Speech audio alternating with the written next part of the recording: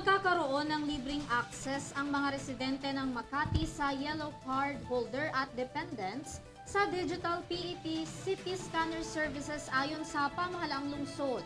Si Catherine Landicho nagbabalik para sa detalye ng balita. Magkakaroon ng libreng access sa mga Makatizen sa mayroong yellow card para sa positron emission tomography and computed tomography o PET-CT sa Makati.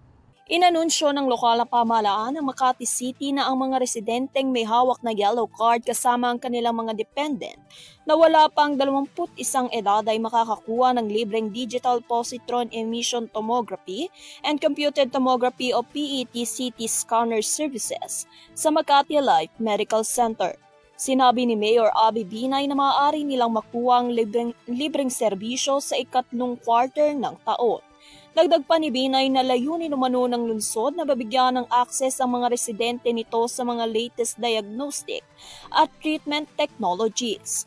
Sinabi ni Binay na ang PET-CT UMI 550 ay gumagamit ng Advanced Artificial Intelligence o AI na at pinahusay ang diagnostic precision sa pamamagitan ng muling pagtatayo ng mga larawan mula sa komprehensibong data ng kabuuang katawan na nagbibigay daan din daw ito para sa mas sharper, accurate na mga visual na humantong sa mas mahusay na kaalaman sa mga medical decisions.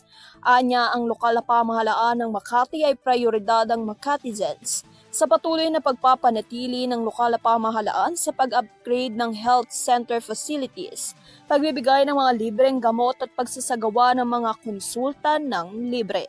Samantalang ang alkalde ay sinabing bukas 24/7 ang Makati Life Medical Center na magbibigay ng serbisyo sa mga outpatient ng Makati na ma-access ang consultations, diagnostic at pharmacy. Para sa UrTV News, Catherine Landicho, sumasaludo sa bawat Pilipino.